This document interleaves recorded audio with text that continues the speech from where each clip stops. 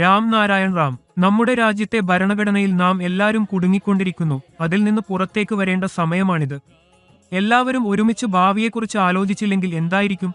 ജീവിതം ആഹാരം കഴിക്കുകയും കുടിക്കുകയും ഉറങ്ങുകയും ചെയ്യുക മാത്രമാണോ? ഇത്തരമൊരു മനോഭാവം ജീവിതത്തിൽ യഥാർത്ഥമായ ഗുണം കൊണ്ടുവരില്ല. ഭാവിയെക്കുറിച്ചും ചിന്തിക്കേണ്ടത് അത്യാവശ്യമാണ്. ജനിച്ച ഓരോരുത്തരും ഒരിക്കൽ മരിക്കും. ഒരു ദിവസം നാം എല്ലാവരും മരണത്തെ നേരിടേണ്ടി വരും. എന്നാൽ നമ്മുടെ മരണം കഴിഞ്ഞാലും നമ്മുടെ വരാനിരിക്കുന്ന തലമുറ തുടരും. നമ്മുടെ ഭാവി തലമുറക്കായി നാം എന്തു വിടുന്നു? സമൂഹത്തിന് നാം എന്താണ് നൽകുന്നത്? നമ്മുടെ പ്രവൃത്തികൾ, ചിന്തകൾ, ഉണർന്ന മനസ്സ്, നമ്മുടെ ജീവിതം, ഇതെല്ലാം നാം എങ്ങനെ മറച്ചുവെക്കാനാണ് ശ്രമിക്കുന്നത്? നമ്മുടെ ബോധം പറയുന്ന കാര്യങ്ങൾ എല്ലാവർക്കും അറിയിക്കണം.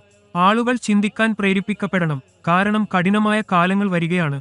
ഈ ഭരണഘടന രൂപീകരിച്ചവർ ഇപ്പോൾ ഇല്ല. അവർ എല്ലാവരും ഇതിനകം മരിച്ചിരിക്കുന്നു.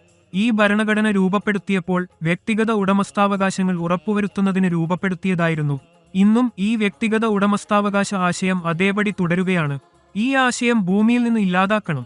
ആദ്യം ഇതിനെ ഒഴിവാക്കണം. ഉടമസ്ഥാവകാശം ഇല്ലാതിരിക്കണം. വിദ്യാഭ്യാസത്തിന്റെ പേരിൽ നടക്കുന്ന വഞ്ചനകൾ അവസാനിപ്പിക്കണം. പ്രകൃതിയെക്കുറിച്ച് ആളുകളെ പഠിപ്പിക്കണം. 800 കോടി ജനങ്ങൾ ഈ ഭൂമിയിലുണ്ടെങ്കിൽ അവരുടെ ജന്മാവകാശം എവിടെയാണ്? അവർക്കത് കിട്ടാത്തത് എന്തുകൊണ്ട്? ഇതാണ് ഇന്നത്തെ ഏറ്റവും വലിയ ചോദ്യമെന്ന് പറയേണ്ടതുണ്ട്. ഇതിന് സുപ്രീം കോടതി ചീഫ് ജസ്റ്റിസ് ഉത്തരം പറയും. രാഷ്ട്രപതി ഉത്തരം നൽകും. പ്രധാനമന്ത്രി ഇതിന് മറുപടി നൽകുമോ? ഇന്ന് രാഷ്ട്രീയത്തിൽ കുടുംബ പരമ്പരയാണ് നടക്കുന്നത്. ഓരോ രാഷ്ട്രീയ പാർട്ടിയിലും കുടുംബ ഭരണം വ്യക്തമാണ്. എന്നാൽ ഇതിനെക്കുറിച്ച് ആരും ആലോചിക്കാത്തത് എന്തുകൊണ്ടാണ്?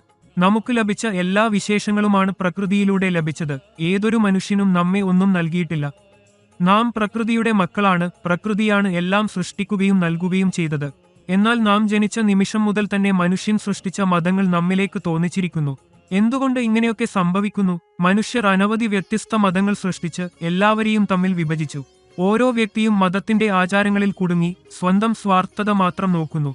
എന്നാൽ നമ്മുടെ മഹാഗുരു ബാലക ബ്രഹ്മചാരിജി പറഞ്ഞത് എന്താണെന്നാൽ, ഏറ്റവും വലിയ മതം ആകാശമാണ്. അതിൽ നിന്നാണ് ഈ ബ്രഹ്മാണ്ടം ഉരുത്തിരിഞ്ഞത്. ഏറ്റവും മഹാനായ മതഗ്രന്ഥം രാം നാരായൺ റാം എന്നതാണെന്നും അദ്ദേഹം പറഞ്ഞു.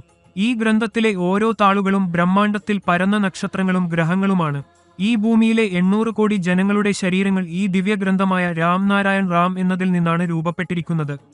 അതിനാൽ നാം നമ്മുടെ പ്രകൃതിയുമായി കെട്ടിപ്പുണരേണ്ടതും ഒരു കാര്യത്തിലും നെഗറ്റീവ് ആലോചനകളിൽ ആകൃഷ്ടരാകാതെ ഉത്സാഹത്തോടെയും പരസ്പരം സ്നേഹത്തോടെയും സഹകരിക്കേണ്ടതുമാണ്. അപ്പോൾ നിങ്ങൾക്ക് ജീവിതം എത്ര സുലഭമാകുമെന്ന് കാണാനാകും. നമ്മിൽ പലരും തന്നെ ബുദ്ധിമുട്ടുകളിലാക്കി വച്ചിരിക്കുന്നു. ജീവിതം ഇങ്ങനെ തന്നെ വേണമെന്ന് ആരും ആഗ്രഹിക്കുന്നില്ലെങ്കിലും അത് ആവശ്യമായി വച്ചു.